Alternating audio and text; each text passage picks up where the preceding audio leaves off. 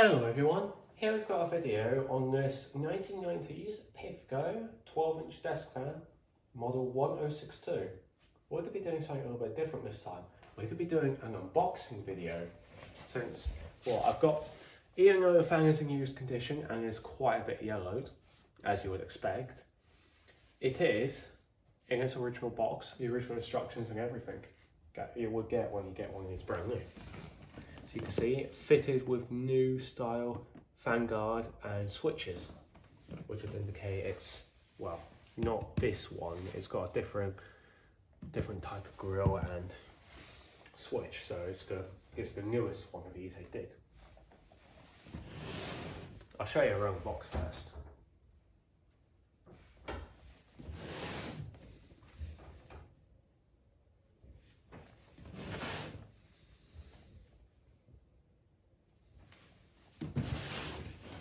Yeah, this is Pifco model, I'll show you.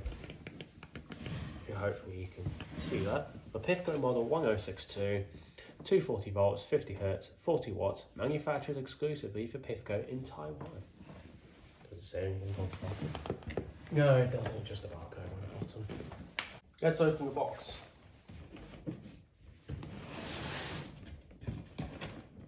You can tell I've already opened it before.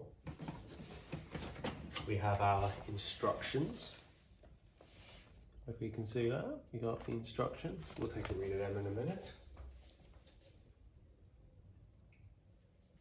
I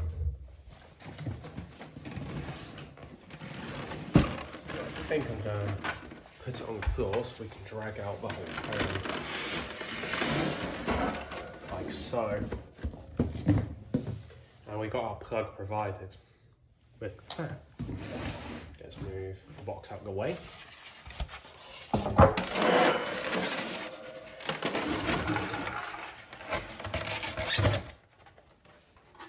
Let's move the styrofoam out of the way, because here we've got our Pifco fan. You can see it's well used. We've got our blade set and our grills. Yeah. I guess we might as well just follow the instructions, shall we? Is there anything else in the box? Doesn't look like it.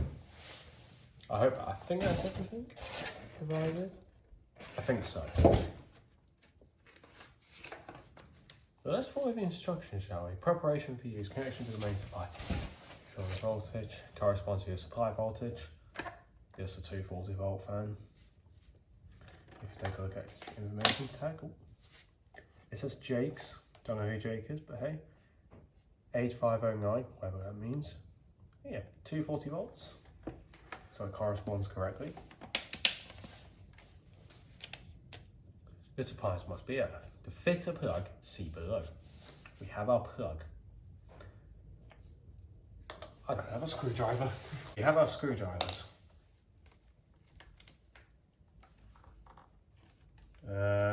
Right, let me remove the rubber band first things first.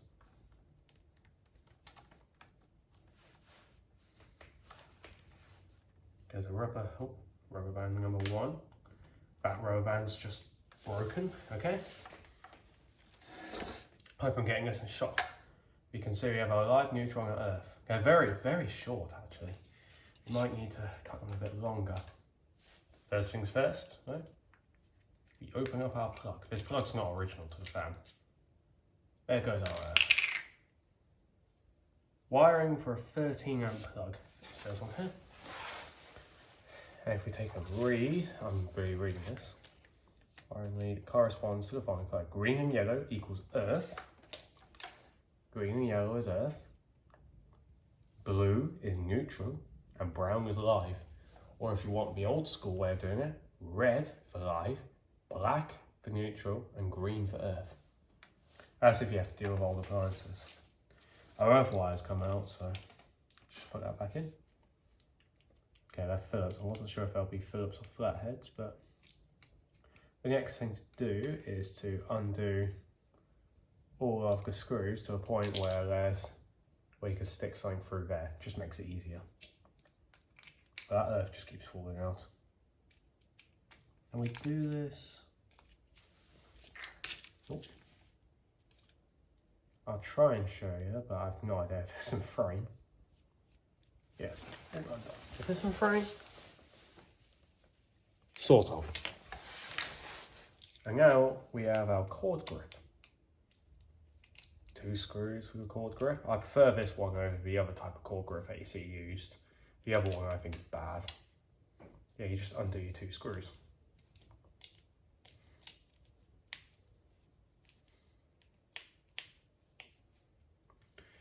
I don't know if anyone wants to sit here and watch me attempt to wire a plug. You know, there's, oh, there goes 1 screw. And there goes another. Keep screws in a safe place, so we're going to be keeping them there as I boot everything. Is it long enough though? I think that might be. But I don't like the length of that live. That is a long live. That is unusual. What's falling off? It's a wire crumbling. It's a color to the line correspond to this profile corresponding color marks. Fuck. Must be connected to the terminal, which is marked either letter E or with that weird symbol or colour green or green and yellow. The blue is for your N or colour black. And your brown goes to the L. 13. Fuse plug is used. It must be fitted with a 3 amp fuse. I don't know if I have any spare 3 amp fuses. When do I? Okay.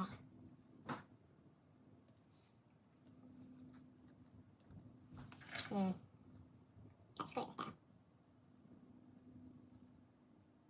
I always try to screw it down as tight as possible. Just makes it easier.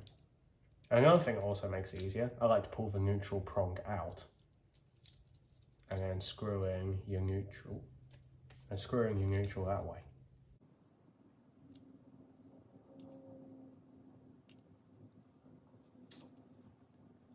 Thread on neutral. Quite far through. And yeah, screw it in. Screw it in as tightly as you can. We got, oh, that's a loose bit of wire. And we finally, it is, okay. And we finally screw in our earth. Yeah, again, I like to do it with the prong out because I find it easier. The hard one is the hardest prong to take out, so I typically do it with the line in, and the other 2 I take out.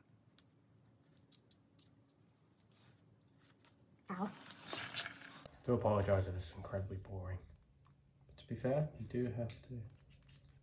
3 amp fuse must be fitted, but I can't be bothered, and B, I don't think I actually have any 3 amp fuses spare. So we're going to have to use a 13 amp one, unfortunately.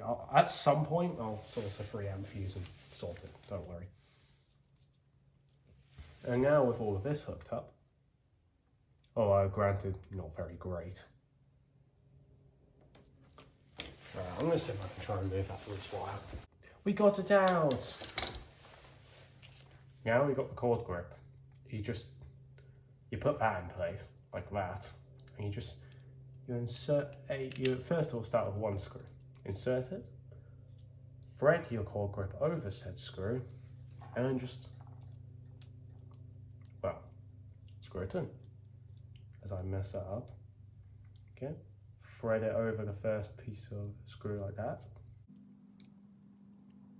Very carefully. Screw it in. Don't screw it in all the way though, because you'll have to insert your second, line that up, and then insert your second screw the other way. I've messed that up.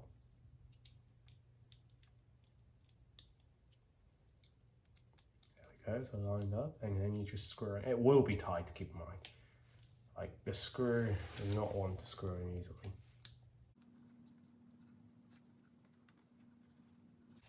And now once you insert the second one, you can then tighten both up nice and tight. You don't want to do it insanely tight, but you still want to do it very tight. To really ensure the cable cannot be pulled out. Also, a little fun fact, I've got a fan to ship out later. Got a couple fans to ship out actually. So as you can see, we're now at a point where moving and pulling on that doesn't pull any of these, which is what you want.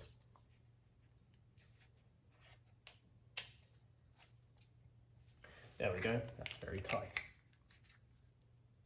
Oh yeah, always double check it. It's not the best, if I'm being honest. It's really, I've done a lot. I will be honest, it's not the best. I think live I'll probably redo it at some point.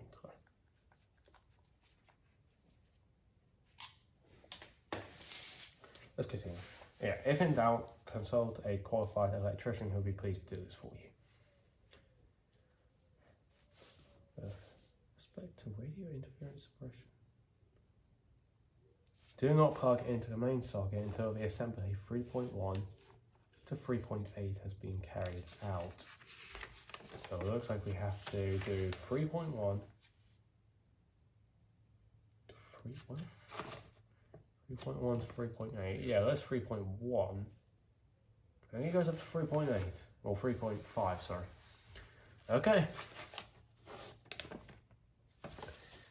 We're just going to ignore that and plug it straight in.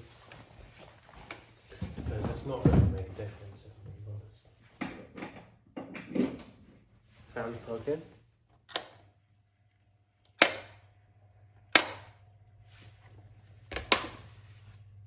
Would you look at that? We have a working desk fan.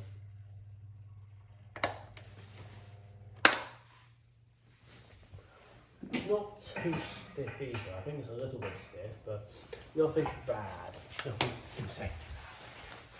Anyways, yeah, the next thing, off comes, don't do that, but off comes the blade cap and the back nut. Okay, let's see. Yeah, remove your spinner, your guard lock nut, and your plastic sleeve from the motor shaft.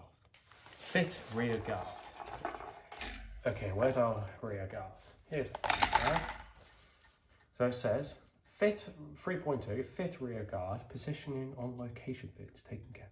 Handle is related, uppermost, secure with lock guard nut, ensuring this nut is fully tightened. 3 pins there, 3 holes there. You can know what happens here. It goes in like that. Insert your guard nut, and you just do it. You just keep going until you're tight. Like so. Push the fan blade onto the motor shaft until it reaches the retaining pin stop. That piece has to be lined up there.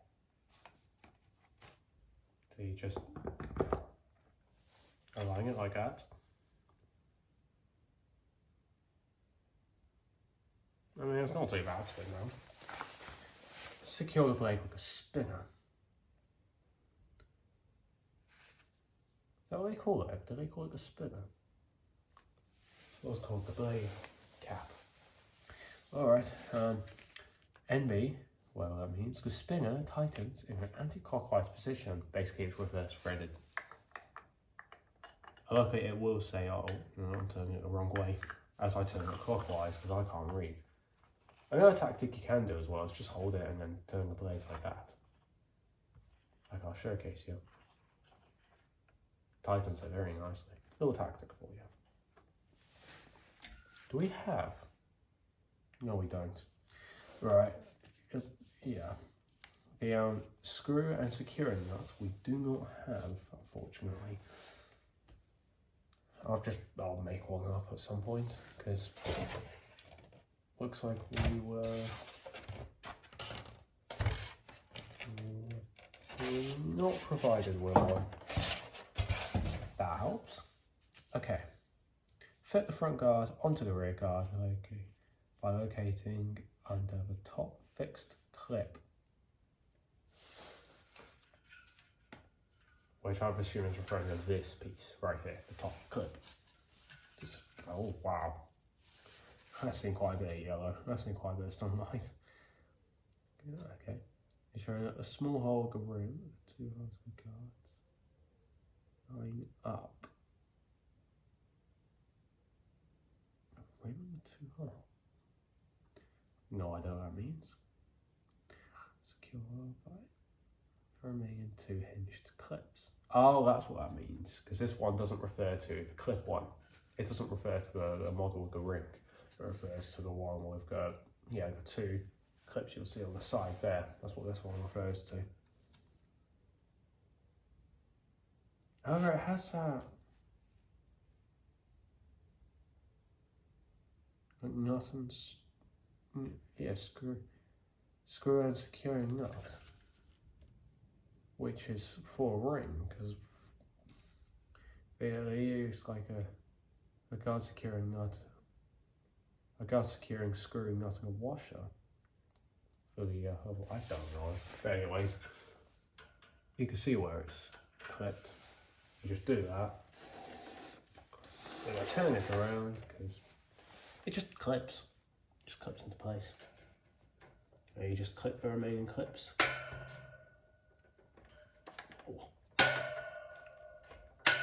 Into their desired position like that, because we're missing the securing nut down here, unfortunately. Yeah, we're missing the securing nut down there, but luckily it works fine without it. All models except 1060, 1062. Fit the front guard, hook it over the rear guard, and then squeeze the 2 halves of the guard using those as shown. I don't care. Okay.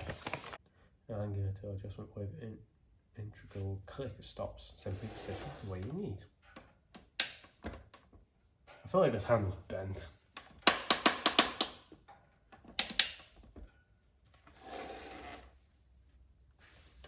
The fan speed is controlled by the push button switches.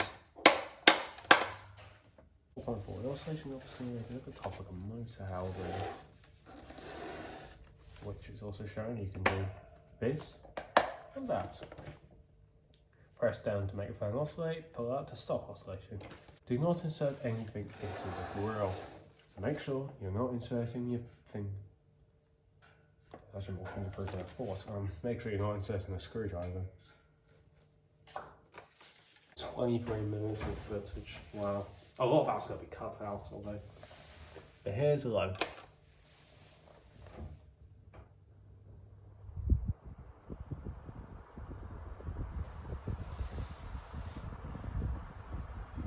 Okay. I've never had a 12-inch one of these before, by the way. Medium. Not too bad of airflow, actually. High.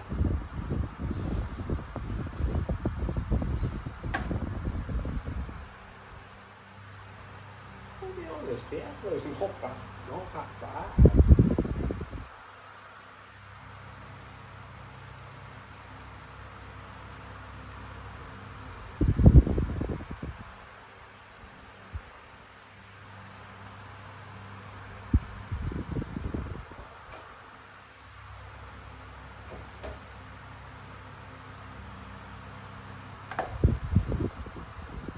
That's quite powerful, actually, I will admit.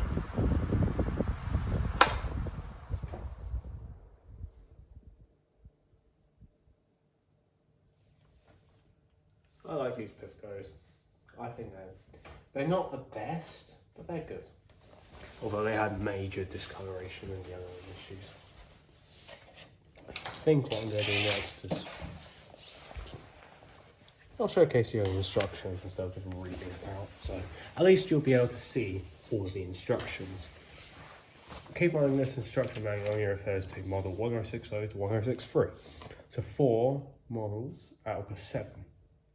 There's, I think, 3 more models not referred to in this instruction manuals, which is the 1059, the 6-inch clip, the 1064, the 12-inch box, and the 1065, the 16-inch pedestal.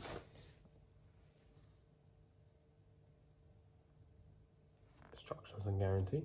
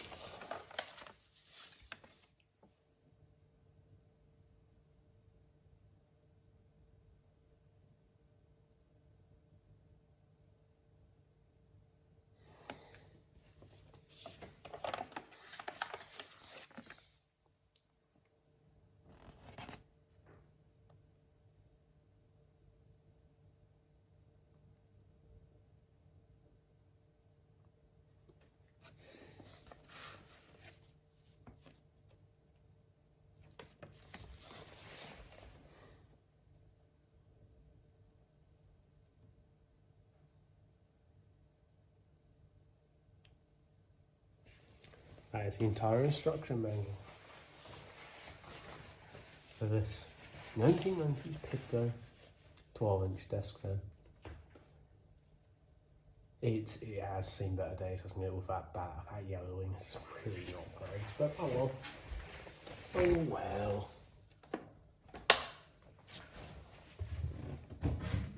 Let's grab the box. And here's your box. And there we go. That is the unusually long and boring unboxing video of this 1990s Pifco 12-inch desk fan model 1062.